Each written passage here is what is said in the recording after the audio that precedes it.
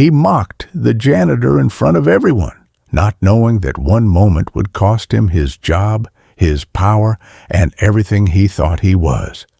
No one questioned Marcus Hale, not in this building, not in this city, and certainly not in this company. Marcus Hale was the black CEO everyone talked about in hushed voices. A man who rose from nothing and built an empire with iron discipline, sharp instincts, and zero patience for weakness. His office sat at the top floor, surrounded by glass walls that overlooked the entire city, just the way he liked it. From up there, people looked small, replaceable. Every morning, employees straightened their backs when they heard his footsteps. Shoes polished, smiles rehearsed, mistakes hidden, because one wrong move around Marcus Hale could cost you your job. He believed respect was earned through fear. But that morning was no different. Marcus stood in front of the elevator mirror, adjusting his cufflinks, staring into his own reflection with approval. Another board visit was scheduled later that day. Investors were coming. Numbers were strong. Profits were climbing. Everything was under control, or so he thought. As the elevator doors opened, Marcus walked into the main lobby, phone pressed against his ear, giving rapid instructions. "I don't care how small the issue is," he snapped. "If it reflects badly on this company, fix it immediately." That was when his shoe stopped, something wet. Marcus looked down. A thin trail of dirty water spread across the polished marble floor. His jaw tightened. Slowly, he lifted his head. An elderly janitor stood nearby, mop in hand, wearing a faded blue uniform. His back was slightly bent. His movements calm, too calm. Marcus felt something rise in his chest. Anger. "Are you blind?" Marcus barked, his voice echoing across the lobby. The janitor froze. I'm sorry, sir," the man said softly. "I was just finishing up." Employees nearby stopped walking. Phones lowered. Conversations died. Marcus ended his call and stepped closer. "You had one job," he said coldly. "One, and you can't even do that right." The janitor lowered his head. "I'll clean it again." Marcus laughed, a short, mocking laugh. "You people always say that." The janitor looked up briefly. His eyes were steady, observant. Then he did something strange. He reached into his pocket and quietly pulled out a small notebook. And he wrote something down. Marcus didn't notice.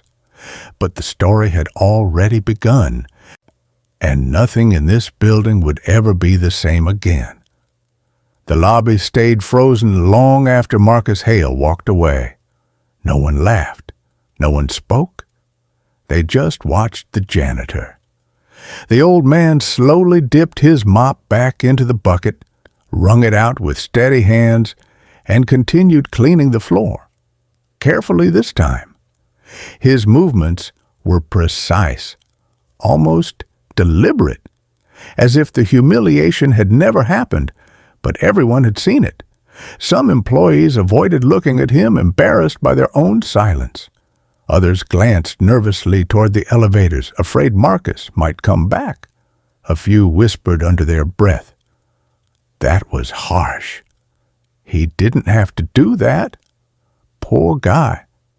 The janitor heard none of it, or pretended not to. He finished mopping, rolled the bucket to the side, and leaned against the wall for a brief moment. From the outside, he looked tired, old, ordinary. But inside his jacket pocket, his fingers rested on the small notebook. He flipped it open again. One short sentence stared back at him. Lobby incident. Public humiliation. He closed the notebook quietly and slipped it back into his pocket. Then he smiled. It was subtle, almost invisible, but it was there. Upstairs, Marcus Hale dropped into his leather chair and exhaled sharply. To him, the janitor was already forgotten. Just another minor irritation in a day full of important decisions. He opened his laptop, charts, numbers, forecasts. Yet something gnawed at him. Marcus leaned back and stared at the ceiling. Why did that man look at me like that? He shook the thought away. Doesn't matter, he muttered. He's nothing. A knock interrupted him. Come in. His assistant, Dana, stepped inside, holding a tablet. Sir, the board confirmed their arrival time. They'll be here earlier than expected. Marcus frowned. Earlier? Yes, they moved the meeting up to this afternoon. Marcus straightened in his chair. That was unusual. Board members didn't change schedules without reason. Did they say why? He asked. Dana hesitated. No, sir. Just said it was important. Marcus nodded slowly. Fine, make sure everything is perfect. As Dana left, Marcus glanced at the security monitors on his wall, a habit he'd picked up over the years. One screen showed the hallway. Another showed the lobby. And there he was again, the janitor. This time, he wasn't cleaning. He was standing near the security desk, talking quietly to one of the guards. Marcus leaned forward. The guard nodded respectfully. Then, something that made Marcus's brow crease. The guard stepped aside and let the janitor through a restricted hallway. Marcus stared at the screen. That area was off limits. Who the hell is this guy? Marcus whispered. Downstairs, the janitor walked calmly down the hallway, notebook tucked away, eyes sharp and focused. The test had already begun, and Marcus Hale had no idea. He was failing it. Marcus Hale couldn't shake the image from the security monitor. The janitor, the restricted hallway, the guard stepping aside. That didn't happen. Not here. Marcus stood up and walked to the window, staring down at the city as if it might calm him. It didn't. His jaw clenched. He prided himself on control, knowing every moving part in his company, and yet somehow a janitor was moving where he shouldn't. Back downstairs, the janitor walked with purpose. The restricted hallway was quiet, lined with framed photos of past executives and milestone achievements. He glanced at them briefly, not with admiration, but with assessment. At the end of the hall, a heavy door waited. He knocked once. The door opened just enough for him to slip inside. Inside the room, 3 people sat around a long table. They didn't look surprised to see him. In fact, they looked relieved. "You're early," one of them said. "Plans changed," the janitor replied calmly, removing his cap and setting it aside. His posture straightened the moment it left his head. He no longer looked small. One of the men slid a folder across the table. "Initial observations?" he asked. The janitor opened the folder, flipped past blank pages, and pulled out his notebook. "Leadership behavior," he said evenly, "public humiliation, disrespect toward staff, fear-driven culture." The woman at the table sighed. "Worse than we thought?" The janitor paused. "Worse than what they show on paper." Upstairs, Marcus paced his office. He tried calling security. No answer. That made his stomach tighten. He glanced at the clock. The board meeting was now just hours away, earlier than planned, unannounced agenda. And now this strange feeling that something was happening behind his back. Marcus hated surprises. He returned to his desk and pulled up employee records. He typed in the janitor's name. Nothing came up. No file, no profile picture, no employee ID. Marcus's heartbeat quickened. "That's impossible," he muttered. Everyone was in the system, unless they weren't meant to be. At that exact moment, his phone buzzed. A message from Dana. Board has arrived. They requested privacy before the meeting. Marcus stared at the screen. Requested privacy? From him? Down in the conference room, the janitor closed his notebook. "I've seen enough," he said quietly. One of the board members leaned forward. "Then we proceed?" The janitor nodded once. "Yes," he said. "It's time." Back in his office, Marcus felt a chill crawl up his spine. For the first time in years, he felt like the smallest man in the building, and he had no idea why. Marcus Hale sat at the head of his desk, hands folded, staring at the dark screen of his laptop. Nothing moved. Nothing made sense. The board had arrived, but no one had summoned him. That alone was an insult. Marcus prided himself on being indispensable. Board members didn't meet without him. They didn't whisper behind closed doors, and they certainly didn't request privacy from the CEO. Yet here he was, waiting. Minutes passed, then 20. Marcus stood up and walked out of his office. His footsteps echoed down the hallway as employees quickly looked away, pretending to work. They felt it too. Something was off. "Dana," Marcus said sharply, stopping at his assistant's desk. "Where is the board right now?" Dana swallowed. "Conference room B, sir." "The secondary room?" Marcus frowned. "Why not the main boardroom?" "They requested it," she said carefully. Marcus stared at her. "Did they say anything else?" Dana hesitated. "They asked for video access." Marcus stiffened. "Video of what?" "The building," she replied. "Security footage, past and present." Marcus felt a slow knot form in his stomach. "Why?" he asked. Dana shook her head. "They didn't say." Marcus turned away before she could see the tension in his face. Video access meant review. Review meant scrutiny. And scrutiny meant mistakes. He walked back toward his office, but stopped mid-step. At the end of the hallway stood the janitor. No mop, no bucket. Just standing there, hands clasped behind his back, waiting. Their eyes met. The hallway felt suddenly smaller. Marcus scoffed. "Don't you have somewhere to be?" The janitor didn't respond immediately. He simply studied Marcus. Calm, measured, unreadable. "I go where I'm needed," the janitor said. Marcus stepped closer. "Listen," he said coldly, "whatever little game you're playing, this is a workplace. You don't belong up here." The janitor nodded slowly. "That's interesting." "What is?" Marcus snapped.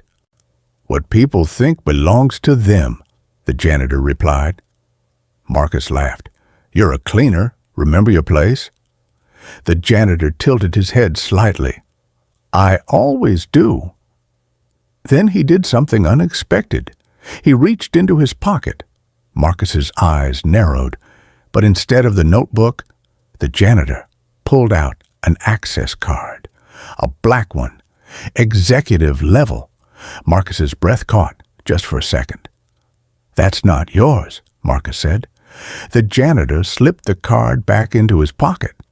"You'd be surprised," he replied. Then he turned and walked away, toward conference room B. Marcus stood frozen. His heart pounded, because, for the first time, the thought crept into his mind. What if I've made a very serious mistake? And somewhere behind that closed conference room door, his fate was already being decided. The red light above conference room B glowed softly, occupied. Marcus Hale stood outside the door longer than he wanted to admit. His hand hovered near the handle, but he didn't touch it. He could hear faint voices inside, low, controlled, deliberate. They were talking, without him. That had never happened. Marcus straightened his jacket, forcing confidence back into his posture, then knocked sharply and opened the door. The room fell silent. 5 board members sat around the table, laptops open, folders stacked neatly. At the far end of the room sat an empty chair. Marcus's chair. No one stood, no one greeted him. At the side of the room, a large screen glowed to life. Marcus cleared his throat. "I assume we're starting early," he said. The chairman looked up slowly. "We already started." Marcus frowned. "Without the CEO?" The chairman folded his hands. "Yes." Marcus took a step forward. "That's highly irregular." "So is what we're reviewing," the chairman replied. The screen changed. Security footage appeared. Marcus watched himself on screen, standing in the lobby. He saw his own face twisted in irritation, heard his own voice echoing across the room. "Are you blind?" A murmur moved through the board. The video continued. The janitor lowered his head, apologized, pulled out a notebook. Marcus felt his throat tighten. "That was taken out of context," he said quickly. No one responded. The screen cut to another clip, a hallway. The janitor speaking calmly to a security guard, the guard stepping aside, granting access. Marcus's pulse raced. Then another clip, Marcus shouting in a meeting, an intern flinching, another, an employee quietly crying in the break room, another. Each clip hit harder than the last. Marcus raised his voice. "This is ridiculous. You're judging leadership based on cherry-picked moments." The chairman leaned forward. "No, Marcus. We're judging culture." Marcus laughed nervously. "You don't build success by being soft." The chairman didn't smile.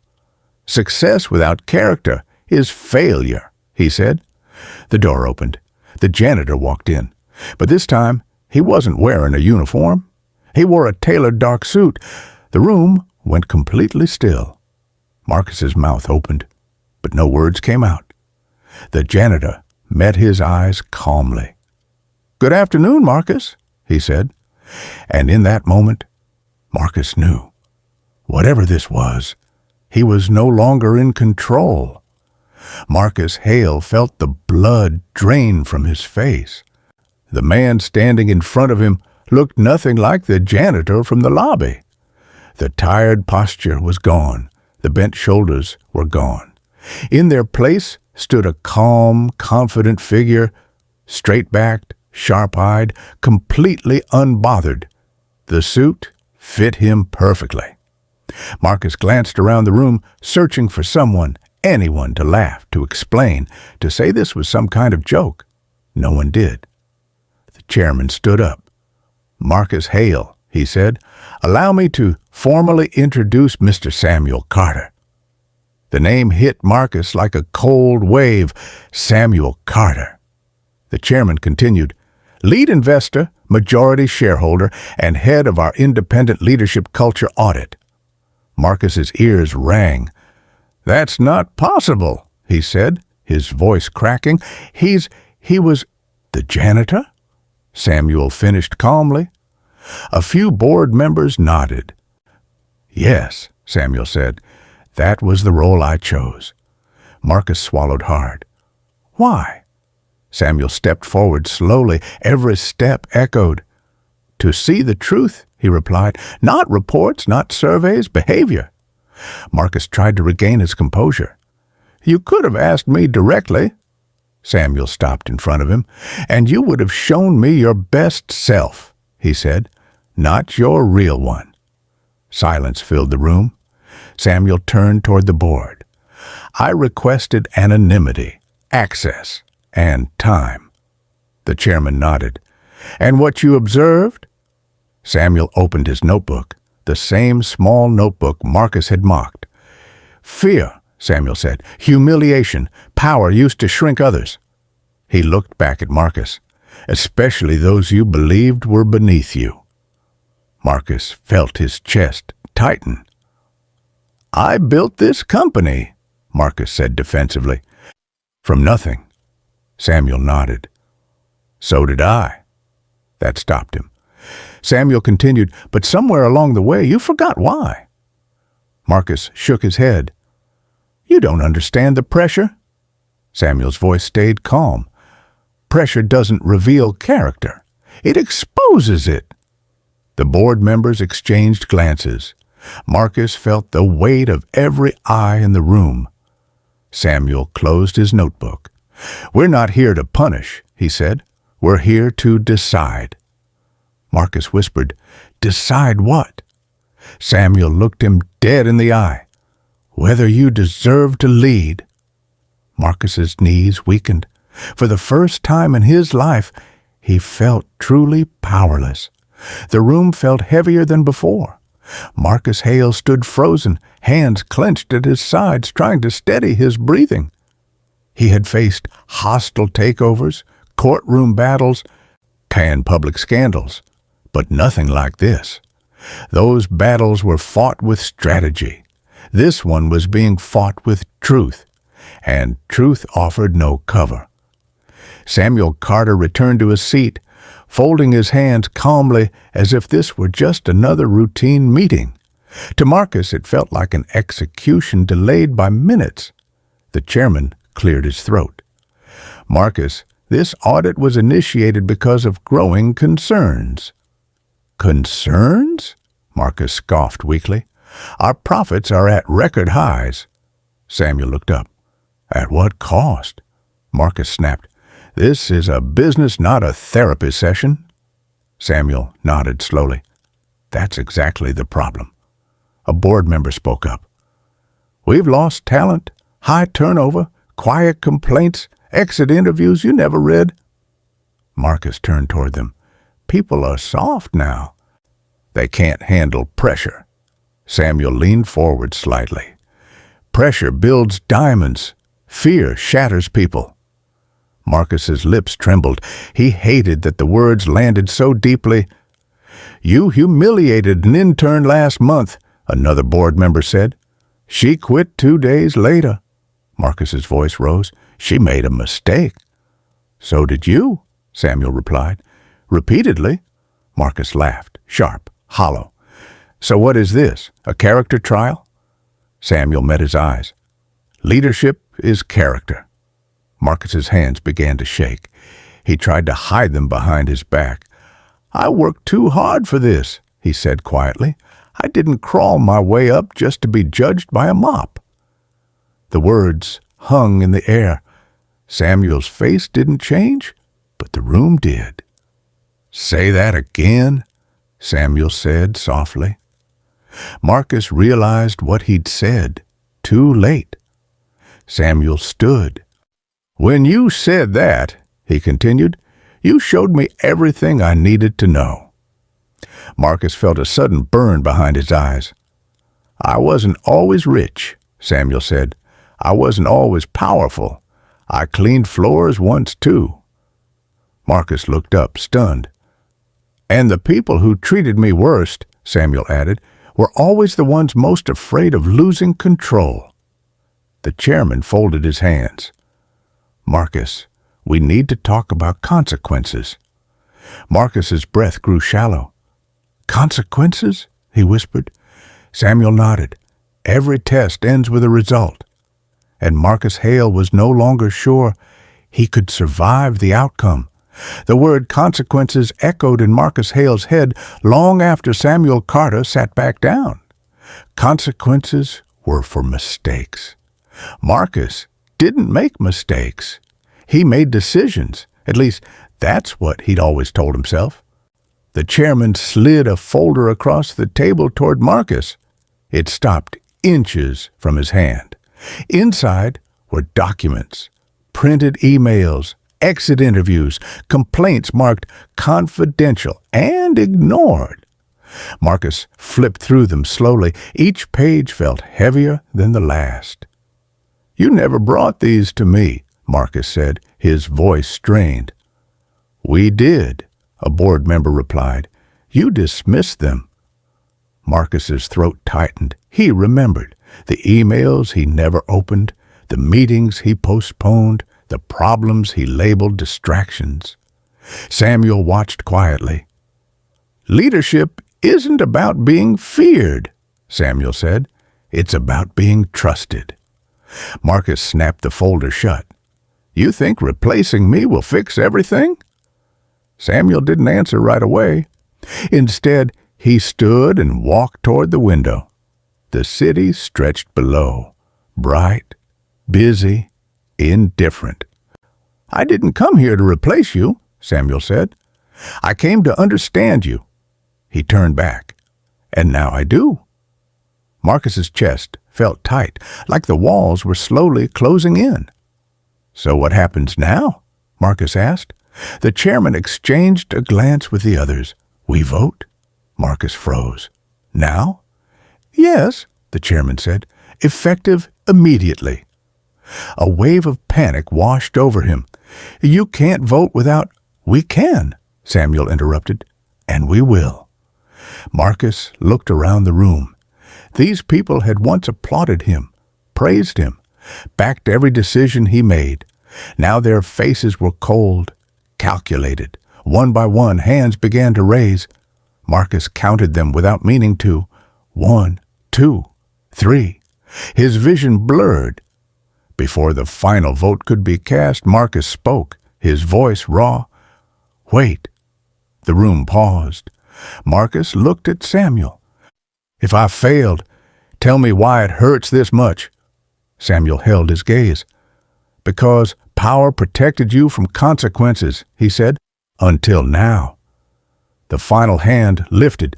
The vote was unanimous. Marcus felt something inside him collapse. Not his job, not his title, but the illusion that he was untouchable, and deep down he knew.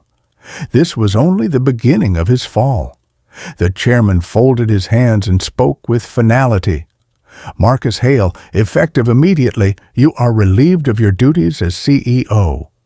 The words landed softly, but the impact was brutal. Marcus didn't respond. He couldn't. His mouth opened, but no sound came out. The room seemed distant, like he was underwater. "Relieved of your duties." That phrase had ended other people's careers, never his. "Security will escort you from the building," the chairman continued. "Your access is revoked." Revoked. Marcus looked down at his hands. They were shaking. "This is a mistake," he said finally, his voice hoarse. "You're destroying everything I built." Samuel spoke gently. "No, we're protecting what you forgot." Marcus laughed once, broken, hollow. "So this is it?" Samuel nodded. "For now." "For now?" Marcus snapped. "You humiliate me in front of everyone and call it protection?" Samuel met his eyes. "You humiliated yourself long before today." The door opened. 2 security guards stepped inside, the same guards who once stood straighter when Marcus walked past. Now they avoided his eyes. Marcus stood slowly. His legs felt weak, unsteady. As he turned toward the door, his gaze drifted to the screen on the wall, paused on the moment he had mocked the janitor. The irony burned. As he walked down the hallway, employees watched in stunned silence. Whispers followed him like shadows. "That's him. The CEO? Why is he being escorted?" Marcus kept his head up, but inside, everything was collapsing. The elevator doors opened. He stepped inside alone. As the doors closed, the reflection staring back at him looked unfamiliar. Not powerful, not confident. Just a man stripped of everything he thought made him matter. Down in the lobby, the janitor's cleaning cart stood quietly by the wall.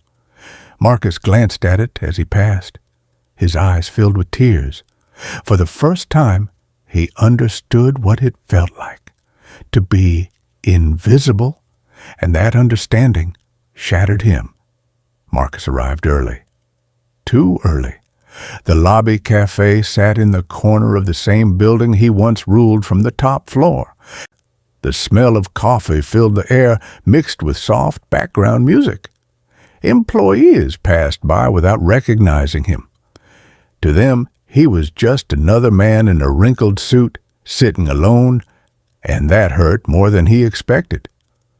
Marcus chose a small table near the window. His hands trembled slightly as he wrapped them around a paper cup of coffee.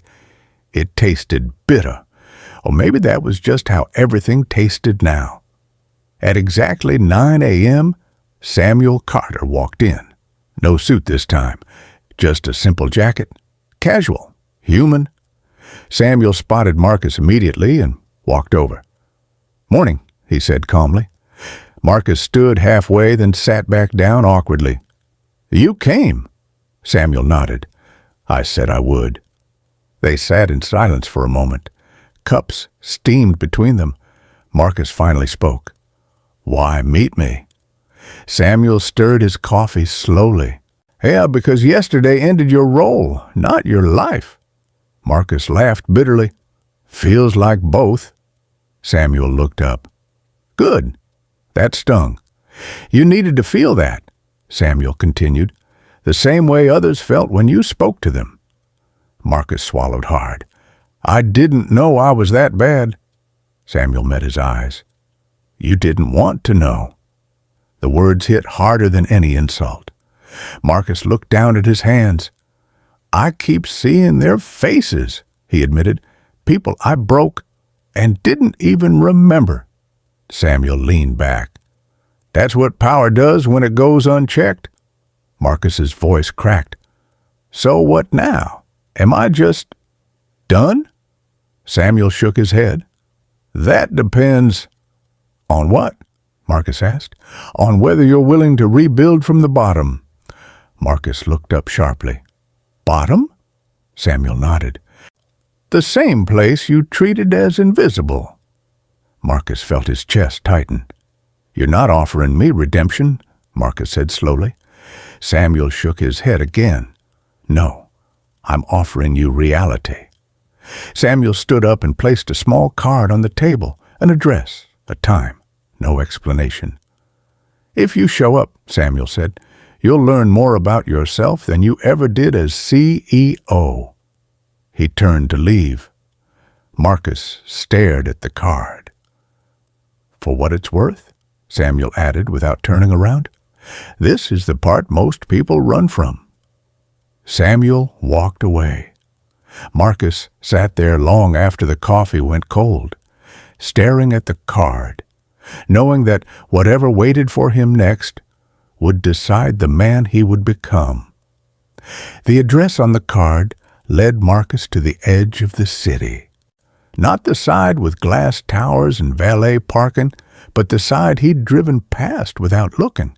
Faded buildings, narrow streets, a place that smelled like old concrete and hard lives. Marcus checked the address again. This was it. He parked his car and sat there for a moment, hands gripping the steering wheel. His heart pounded, not from fear of danger, but from something worse. Discomfort. He stepped out and walked toward the building. A hand-painted sign hung crooked above the door, Community Resource Center. Inside, the air was warm. The walls were lined with notices, job listings, food schedules, counseling hours. People sat quietly in folding chairs. Some looked tired. Others looked hopeful. All of them looked human. Marcus felt exposed. Samuel stood near the front desk, speaking with a volunteer. When he saw Marcus, he nodded once. "You came." Marcus swallowed. "You said I should." Samuel gestured toward the room. "Welcome to where leadership actually begins." A woman approached Marcus, holding a clipboard. "You here to volunteer?" she asked. Marcus hesitated. I think so." She handed him a name tag. It was blank. "Write your first name," she said. "No titles."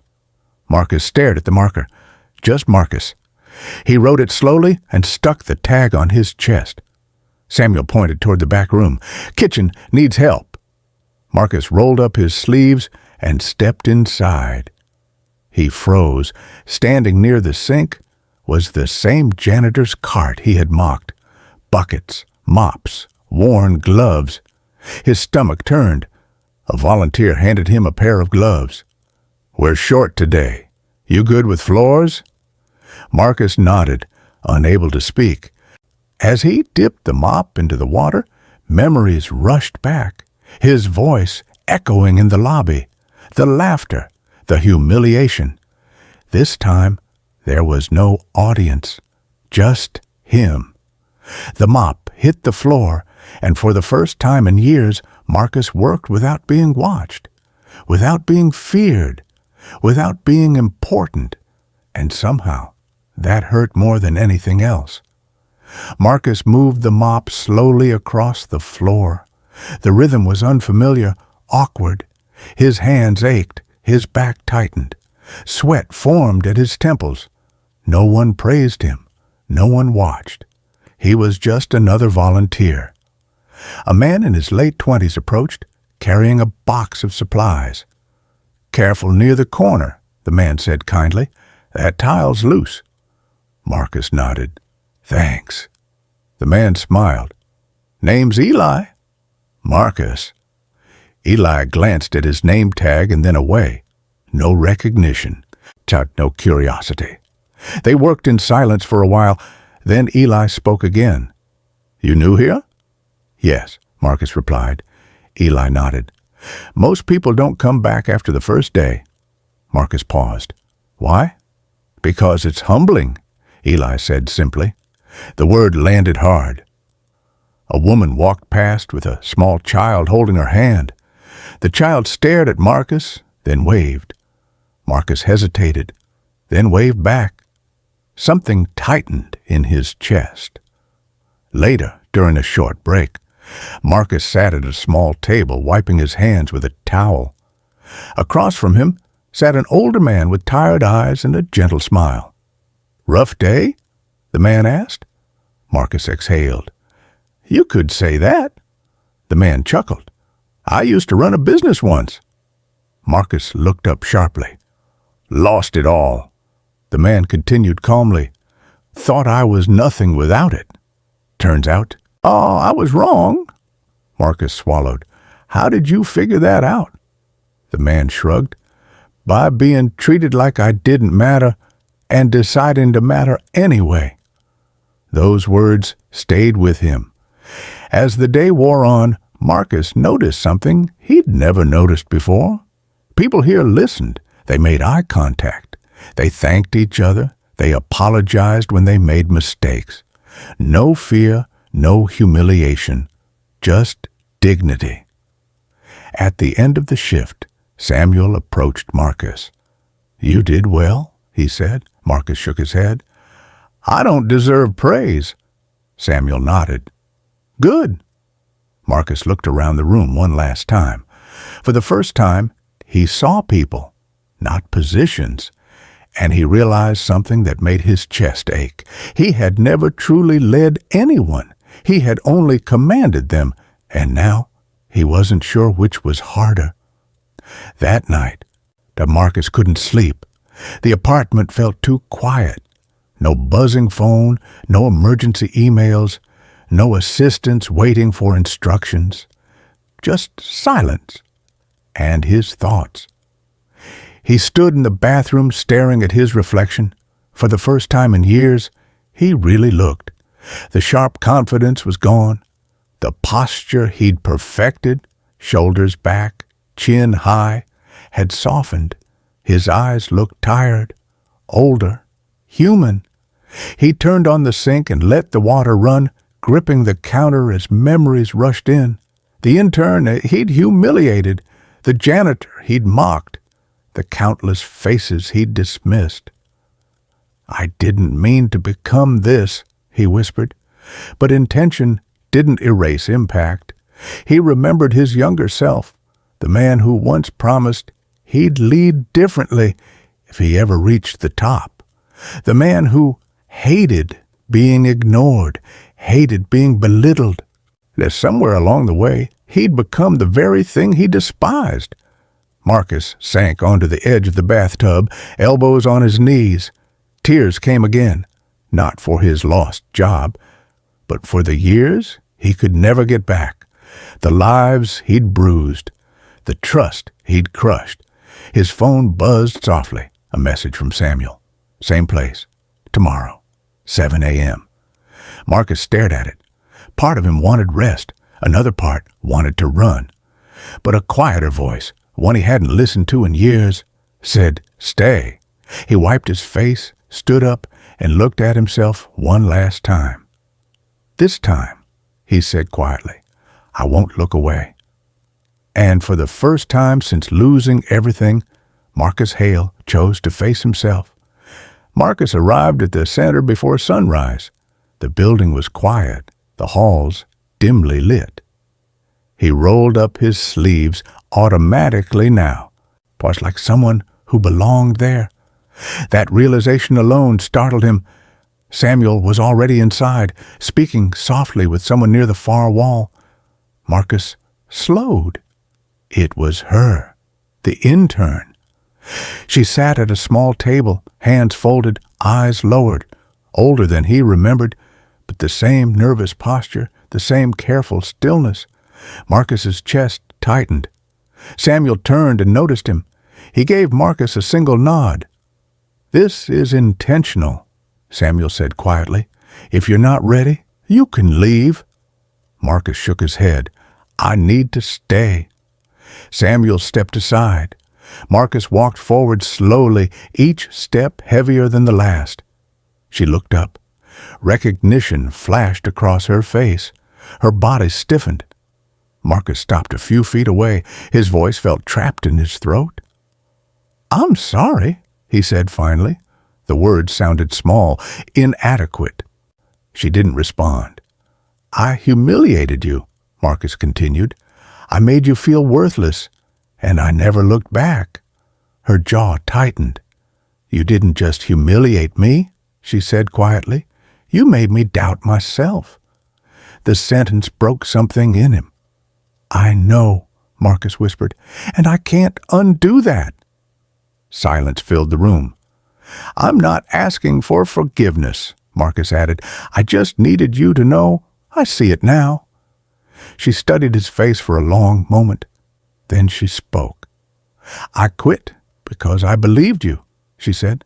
"It took me a year to believe in myself again." Marcus felt tears spill over. "I don't expect you to forgive me," she continued, "but I needed to say that." She stood. Marcus stepped back, giving her space. As she walked away, Samuel placed a hand on Marcus's shoulder. "That," Samuel said, "is accountability." Marcus nodded, unable to speak, because for the first time, someone he hurt had spoken the truth to his face, and it changed him forever. Marcus stood alone in the hallway after she left. The words echoed in his head. "You made me doubt myself." No board vote had ever hit him that hard. Samuel waited until Marcus spoke first. "I don't deserve another chance," Marcus said quietly. Samuel nodded. "That's why you might be ready for one." Marcus looked up. "What do you mean?" Samuel gestured toward the room behind them. "You've faced the people you hurt. You've felt what it's like to be unseen. Now comes the only question that matters." Samuel leaned closer. "What will you do when no one is watching?" Marcus swallowed. Samuel handed him a folder. Inside was a proposal, not a job offer, not a promotion, a responsibility. "The board approved a new initiative," Samuel said. "Leadership training, culture repair, grassroots level." Marcus skimmed the pages. Volunteer-led, unpaid, anonymous. Marcus looked up. "You want me to work? Without my name?" Samuel nodded. "Without your power." Marcus felt fear rise in his chest, then relief. "If you say no," Samuel continued, "you walk away. No one will judge you. Marcus closed the folder. He thought about the lobby, the notebook, the mop, the intern's voice. He opened the folder again. "I'll do it," Marcus said. Samuel studied him carefully. "Why?" Marcus answered without hesitation. "Because this time I don't want to lead from above." Samuel extended his hand. Marcus shook it. The choice was made, and for the first time, it wasn't about control. It was about change. 6 months later, the community center buzzed with life. Laughter echoed through the halls. Chairs scraped the floor as volunteers moved from room to room. A new sign hung near the entrance. Fresh paint, bold letters. "Leadership starts here."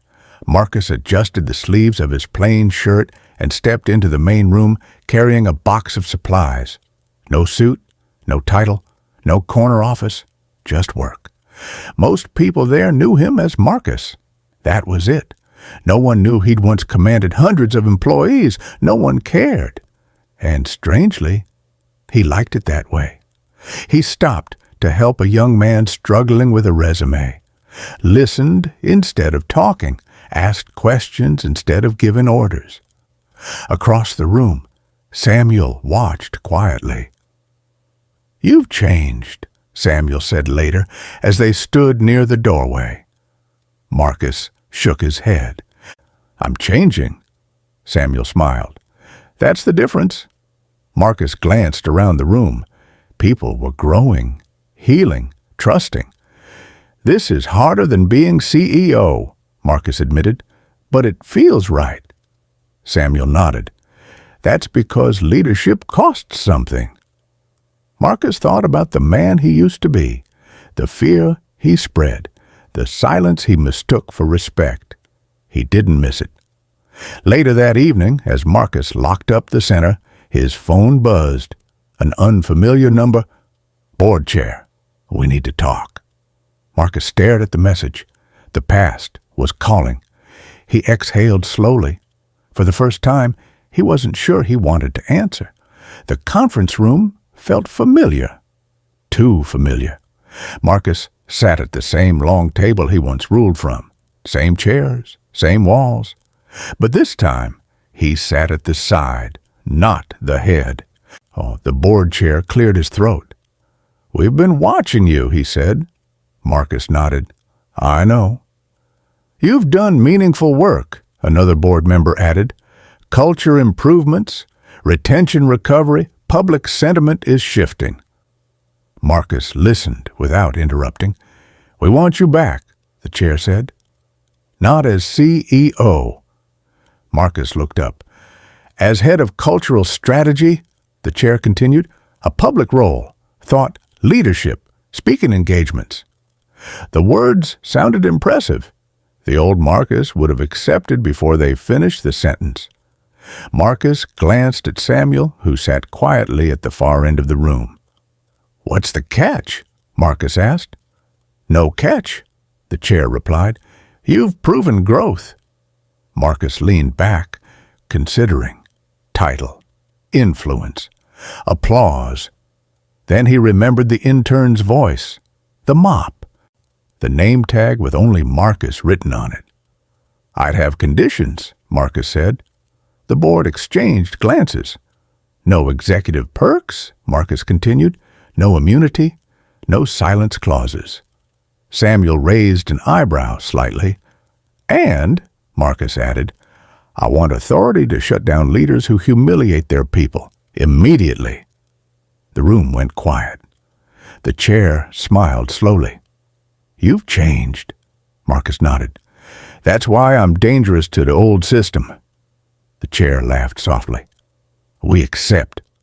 Marcus took a deep breath, but he didn't smile, because he knew the hardest part wasn't accepting power again. It was making sure it never owned him. The auditorium was packed. Employees, media, investors. Cameras lined the back wall. Screens glowed with the company logo Marcus once stood proudly beneath. Now he stood off to the side of the stage, waiting. The board chair stepped up to the podium and cleared his throat. "Today's not about profits," he began. "It's about accountability." A murmur rippled through the room. The chair continued. "6 months ago, this company failed a test of leadership." Screens behind him lit up, not with charts, but with words, respect, dignity, humility. Then the footage played. The lobby, Marcus's voice echoing, the janitor standing silently. A collective gasp moved through the audience. Marcus felt his chest tighten, but he didn't look away this time. The chair turned toward him. "Marcus Hale has asked to speak." Marcus walked to the podium. The room fell silent. He looked out at the faces, some familiar, some new, some filled with judgment. "I'm not here to defend myself," Marcus said calmly. "I'm here to tell the truth." He paused. "I used power to feel important. I confused fear with respect, and I hurt people who trusted me." A camera zoomed in. "I lost everything because of it," he continued, "and that loss saved me." Whispers spread. Marcus took a breath. "The janitor I mocked was testing my character. I failed. Completely." He looked directly into the camera. "If you lead people, your title doesn't define you," he said. "Your behavior does." Silence. Then slowly, applause began. Not thunderous, respectful, earned. Marcus stepped away from the podium and returned to his seat. Samuel met his eyes and gave a small nod. The reckoning was complete. But one final moment remained. The building was quiet again. Early morning light streamed through the lobby windows, reflecting off the polished floor. The same floor where everything had begun. Marcus stood near the entrance holding a small notebook. Samuel approached slowly. "You kept it." Marcus nodded. "I carry it everywhere." He opened the notebook. Inside were short entries, observations, moments. Someone listened today. Someone apologized without being asked. Someone was treated with dignity. Marcus closed it gently. "I write now," he said, "so I don't forget." Samuel smiled. That was always the point. A janitor pushed a cart past them, younger, new, focused on his work. Marcus stepped forward. "Good morning," he said warmly. The janitor looked up, surprised, then smiled back. "Morning, sir." Marcus shook his head. "Just Marcus." The janitor nodded and continued on. Samuel watched quietly. "You know," Samuel said, "most people never pass the test." Marcus exhaled. "I failed it first." Samuel nodded. "That's why the lesson stuck." Marcus looked around the lobby one last time, not from above, but from within. "This place didn't need another powerful leader," Marcus said softly. "It needed a human one." Samuel extended his hand. Marcus shook it. The notebook rested heavy in his pocket, not as a reminder of shame, but as proof of change. And somewhere in the building, floors were being cleaned, not by invisible people, but by men and women who mattered. If this story moved you, tap like and subscribe for more powerful stories about humility, leadership, and second chances. Comment, character. If you believe how you treat people matters,